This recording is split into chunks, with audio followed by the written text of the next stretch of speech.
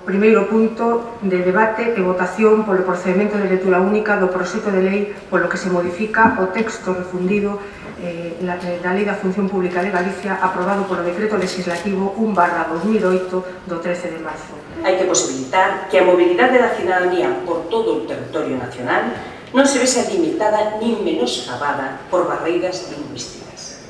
As barreiras, incluídas as idiomáticas, non son boas. Para nós é un retroceso importante na normalización lingüística deste país. Consideramos que este aumento que está en xogo é o dereito dos cidadáns a ser atendidos nas dúas linguas oficiais de Galicia dentro da administración.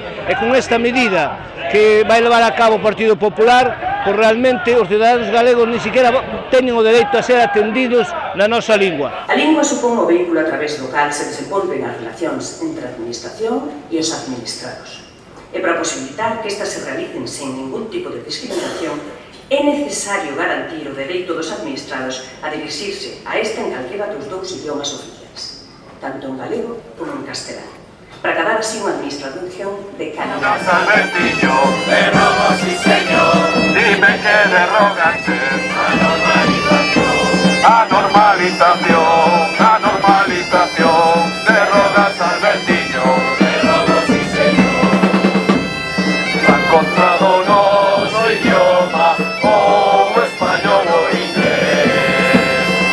E ao mesmo tempo impide, de alguna maneira, reforzar a posibilidade de un posto de traballo na terra, xa que os propios traballadores e traballadores que queran acceder á función pública de Galicia non van ter un elemento que era importante, que era realmente de ter que facer unha proba en lingua galega, que impidía de alguna maneira que realmente houbera tamén grandes avalanchas de opositores e opositores fora de Galicia, non? E por certo, señora conselleira, iso de que cada quen se poida expresar na súa lingua é facilmente compartible por todos, pero a liberdade ten que ver con que todos poidamos ser atendidos na lingua ou ben en galego ou ben en castelán. O que decimos é que teñan competencia e para iso que millor que facer unha proba, alo menos unha proba, que é o que dice a normativa que está hoxe vixente. Nos desde o Bloque Nacionalista Galego sempre entendemos que o Parlamento que ten que ser é a caixa de resonancia daquilo que realmente preocupa a sociedade.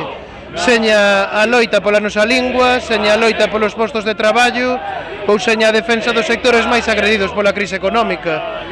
Senón, realmente o que facemos aí dentro, se non estamos aquí fora, non tería moito sentido. Non creen que o pobo galego se merece unha administración competente, profesional, de calidade, con funcionariado, que garanta a liberdade de expresión en galego por parte dos administrados e receber, precisamente en galego tamén, atención. En definitiva, tanto lles pagan por facer o que están facendo, por traicionar este país. É que así, é que son auténticos mercenarios ao servizo dunha causa que non se merece. A modificación que hoxe presenta o Partido Popular no Parlamento Galego é unha modificación levada polo racismo lingüístico, que vai escribir de feito hoxe no Parlamento Galego unha páxina na historia negra dos ataques contra a nosa lingua. Dicimos que é unha modificación levada polo racismo lingüístico porque o que pretende é converter os cidadáns que queiran vivir en galego e utilizar o galego na administración en cidadáns de segunda, posto que o funcionariado non tería a obriga de coñecer a lingua propia do país, o galego. Poden sentirse ben orgullosos da súa política. 60 días de goberno de Alberto Núñez Feijóo que supoñen, ni máis ni menos, retroceso, paralización e ataque aos sinais de identidade deste país.